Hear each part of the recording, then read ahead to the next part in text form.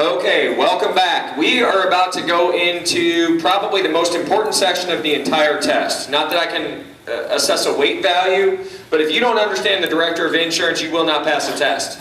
Because even when you're talking about the other sections, they're going to reference back the Director of Insurance and the responsibilities attached to that. So this is the portion, and I was saying earlier when we were off camera, that the plan is the plan and it doesn't really change. But when we're talking about the Director of Insurance and we're talking about these other avenues that we're going to go into, I really need to make sure you understand some very important things. So I'm going to give you a general statement on a couple things, and if you remember these and you can apply this train of thought to every question you answer, it should help you to get questions right that you don't even know what the content is. And that is this. The Director of Insurance has 4 entities, beings, bodies, groups that he or she protects.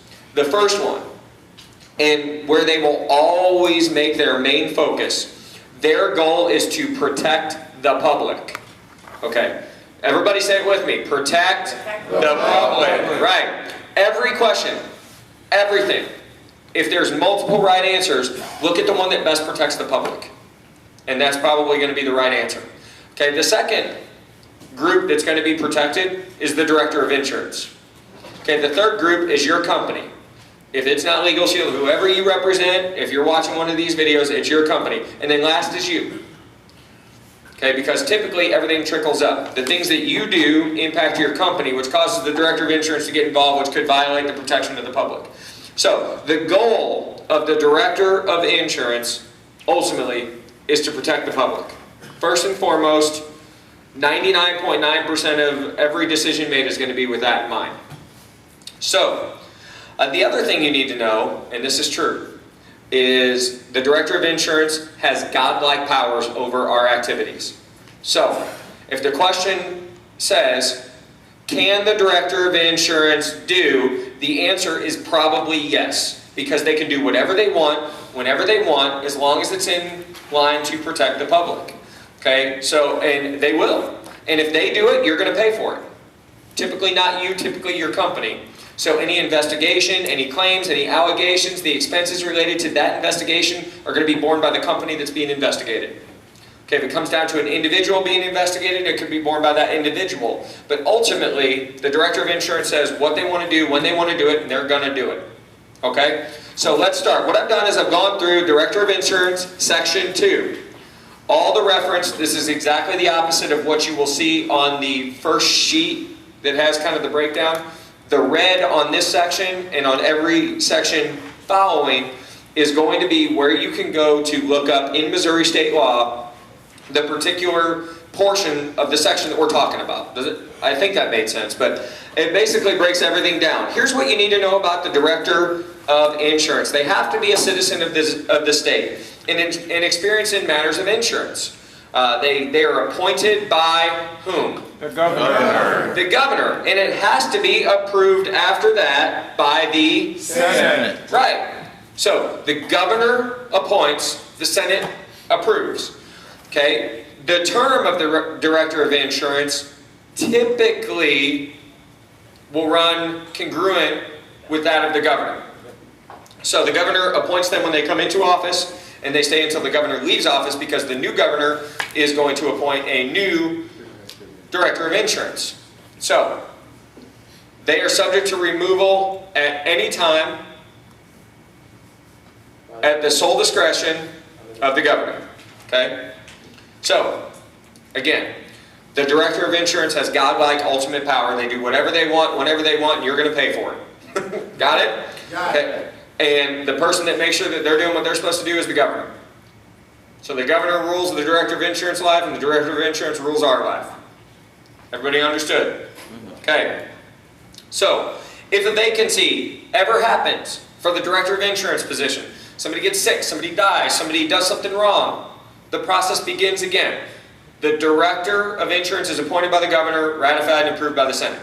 So, no matter when that happens, okay, the Director of Insurance is authorized to do everything. They make rules and regulations.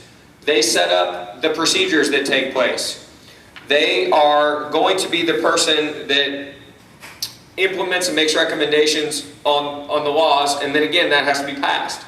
from there. But the director shall have full power and authority to make all reasonable rules and regulations to accomplish the following purposes.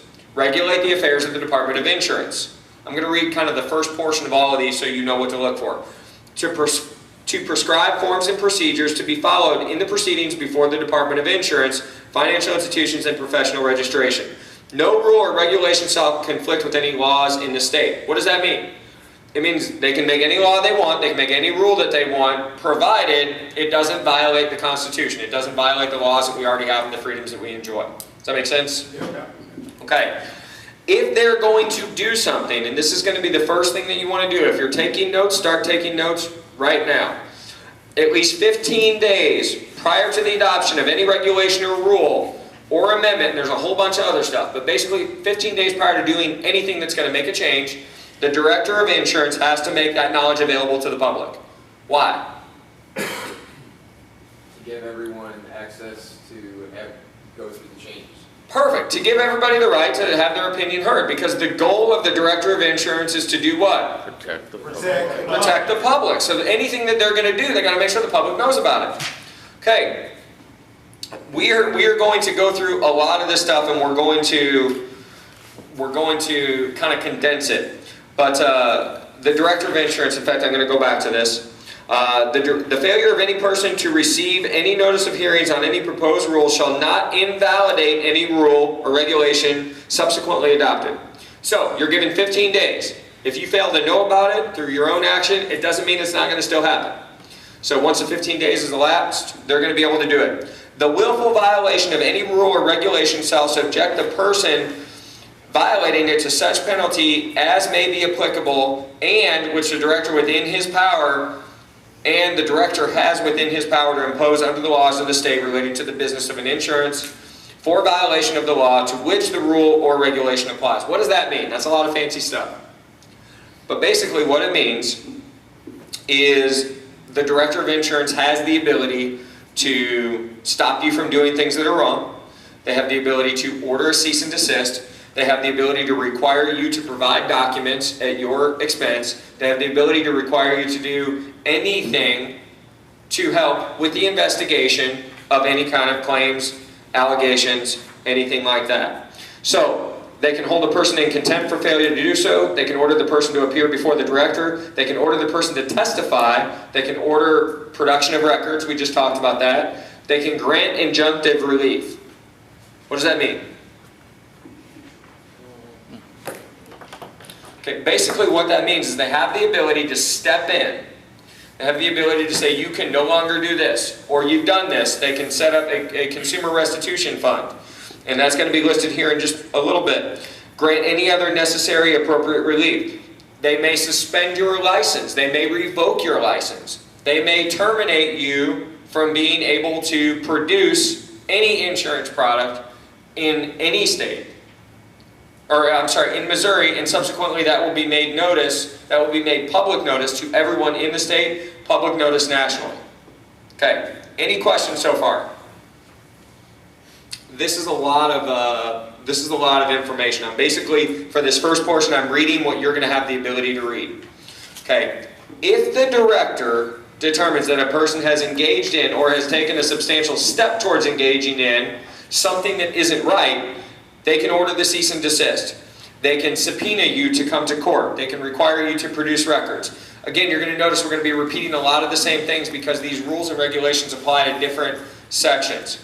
I have highlighted things I believe are important. And as such, I'm going to read those. When you have the study guide, they will be highlighted on your study guide as well. Any person who knowingly engages in any practice, omission, or course of business in violation of subsection 1 of this section is guilty of a felony.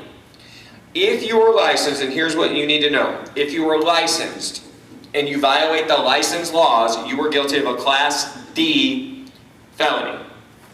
Okay? If you are not licensed and you make the same violation of what would be a license law, you are guilty of a Class C felony. So if you're conducting business without being licensed, that is a violation. And it becomes a more serious violation because you're not licensed. Does that make sense? Okay. Expungement of certain disciplinary records. Okay, except as provided in section such and such, all records of disciplinary action against an insurance producer which result in forfeiture or other monetary relief of $200 or less will automatically be expunged after 5 years. So if they feel like you violated something and there was a penalty above $200, it stays. If it's below $200 and you don't screw up again in 5 years, it just goes away on its own. Okay? Got that? Yep. Okay. Certificate of authority required. It is unlawful for any insurance company to transact business in this state without a certificate of authority from the director provided. However, this section does not apply to the lawful transaction of insurance as provided in some of the other sections, the lawful transaction of reinsurance by insurance companies, transactions in this state involving a policy lawfully solicited, written, or delivered outside of the state covering only subject of insurance, not resident. So, let me back up and say that again. So, if you live in this state and you are licensed, what the director of insurance is regulating is your activities that are conducted in this state. If you're doing business outside of this state, that's regulated by a different governing agency. Does that make sense? Yeah. Okay, so they're only going to require you have a certificate of authority to conduct business in this state for the residents of this state. That is why if you are licensed in, or if you are not licensed in this state, you can go sell a policy in Iowa or Kansas without a license, because you're only required to have a certificate of authority in the state in which you reside if you were selling to people in the state in which you reside. Does that make sense? Okay. So, there are a ton of other things in here that go through, except as, what the company is at risk, all kinds of different things. I'm going to encourage you to go ahead and read that, but you can read that on your own. And we are going to go into some more highlighted examples. Any person who transacts insurance business without a certificate of authority as provided in this section is guilty of what kind of felony? C, a Class C felony.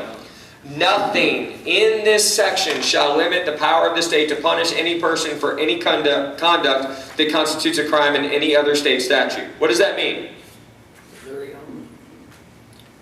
No. What it means is, if you violate license law, the director has recourse with you. But that violation may constitute additional criminal actions. And nothing that the director does stands in the way of the courts coming in and saying, you're more than wrong, you're breaking the law. Got it? Okay. So, and we're going to go, when we go into the summary, we're really going to kind of hone in on some of the specifics as far as days and times related to the director. But for the purpose of where we are right now, we're going to go ahead and stop and go. The next section is going to be examination of records.